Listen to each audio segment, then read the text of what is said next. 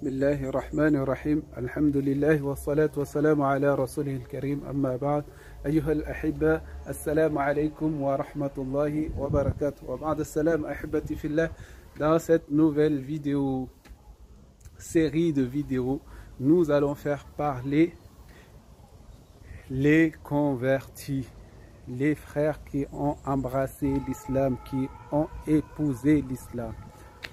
Et aujourd'hui, nous avons un frère, le frère Gaëtan, qui va nous parler de sa conversion à l'islam. Qu'est-ce qui s'est passé et quelles sont les épreuves qu'il a rencontrées dans sa conversion, dans sa vie. Et voilà, je vous laisse avec ça. Bien, salam alaikum. Alors moi j'ai eu une éducation chrétienne, on va dire surtout au moment du collège. J'ai grandi dans une famille chrétienne et donc j'ai eu, on va dire, certaines bases de cette religion, jusque la communion. Donc arrivé à l'âge de 12-13 ans, on fait la communion. Et après, j'ai pas eu réellement de chemin spirituel à partir de ce moment-là. Après ma communion, je pense être tombé relativement dans quelque chose qui se rapproche de l'athéisme, parce que je ne voyais pas l'existence de Dieu et j'étais convaincu que, compte tenu de tous les problèmes qu'il pouvait y avoir sur cette terre, pourquoi il y aurait un Dieu? En tout cas, voilà, je pense, oui, je pense m'être considéré pendant longtemps, en tout cas toute mon adolescence, en tant qu'athée. Et ensuite, je pense que la vie, les expériences et les épreuves de la vie, à partir de 21-22 ans, ont fait que j'ai commencé à me poser certaines questions. Pourquoi on est sur cette terre? C'est quoi le but de cette terre? C'est quoi le but de cette vie plutôt? Ayant eu un certain nombre d'épreuves relativement jeunes, que ce soit dans l'éducation avec mes parents, que ce soit dans les problèmes professionnels, les relations sociales, les relations affectives, etc., etc. J'ai eu, je pense, à partir de 21-22 ans, une volonté de chercher la vérité.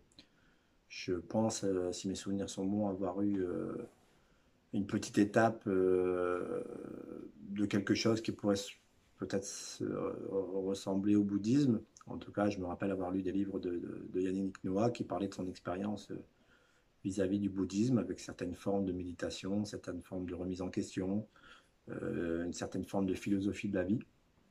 Et donc oui, ça m'avait interpellé, j'avais commencé à me poser un certain nombre de questions. Et donc, me voilà arrivé à 26 ans, où j'étais très proche du mariage.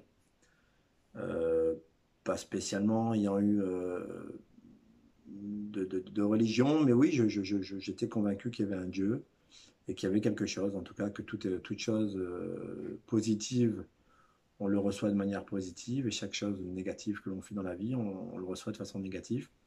Et donc, je suis parti pour la première fois à l'étranger, au Maroc, pour ne pas le citer. Et donc, là-bas, j'ai eu quelques expériences qui ont été très fortes. Enfin, pour moi, c'était déjà vraiment une révélation. C'est-à-dire qu'il n'y a pas eu de cause, il n'y a pas eu de sabab particulier qui ont fait que je me suis converti. Alors, je vais vous dire que oui, je suis parti au Maroc. Le premier soir, je me suis disputé avec le chauffeur de taxi. J'ai acheté un Coran. La lumière de la chambre ne marchait pas.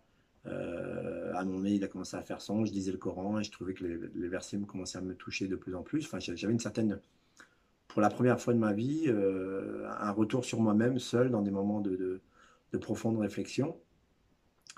Et donc, en lisant ce Coran sur mon lit, à un moment donné, il faisait tellement sombre, j'ai appuyé sur l'interrupteur en disant, alors que la lumière ne marchait pas, j'ai dit Allahu Akbar, et quand j'ai appuyé, la lumière s'est allumée. Donc, il y a eu un premier choc.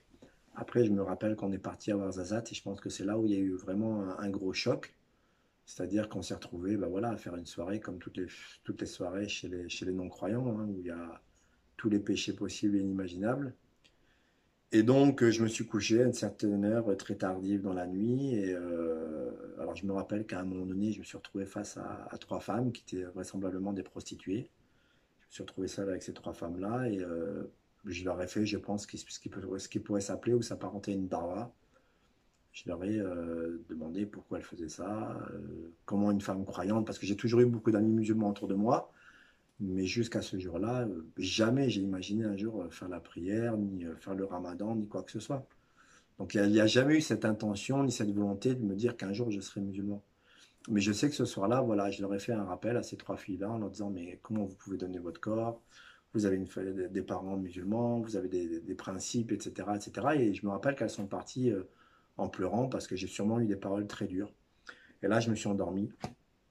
Et sûrement vers 4-5 heures du matin, il s'avère que dans le sud du Maroc, il n'y avait pas vraiment de fenêtres. C'était des espèces de fenêtres en bois avec qui laissent passer l'air de l'extérieur. Et je devais avoir le haut-parleur de la mosquée qui devait être au bas mot à 3 ou 4 mètres de mon oreille. Et donc en pleine nuit, j'ai entendu l'adhan qui m'a éclaté les oreilles, qui m'a vraiment réveillé, mais d'une façon brutale. Et je me suis mis assis sur le lit en position de prière, alors que j'ai jamais vu quelqu'un faire la prière avant ce jour-là. Et j'ai fait 3 ou 4 prosternations et je me suis endormi. Et donc voilà, c'est à ce moment-là que tout a commencé. Et, quand j'ai repris l'avion, que je suis rentré en France, c'était un petit voyage, hein, c'était une semaine. Voilà, dans ma tête, c'était clair, c'était l'islam et rien d'autre. Et donc voilà, pour moi, ça a été vraiment une révélation du jour au lendemain. Il n'y a pas eu de calcul, il n'y a pas eu de schéma, il n'y a pas eu de cheminement spirituel.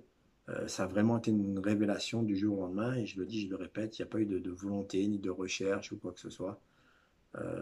Comme je dis toujours, quand on me demande quelle a été la cause, il n'y a pas de cause. La cause, c'est la guidée, c'est la volonté d'Allah, tout simplement. Voilà, merci à vous. À la fin, je demande aux frères, qu'est-ce que tu conseillerais aux gens qui viennent d'embrasser l'islam? Il dit d'apprendre à connaître Allah, d'apprendre à connaître Dieu, ses noms et ses attributs. C'est un bon message, non? Allez, salam alaikum. N'oubliez pas de vous abonner. Prochainement, Inch'Allah, nous allons faire parler d'autres personnes.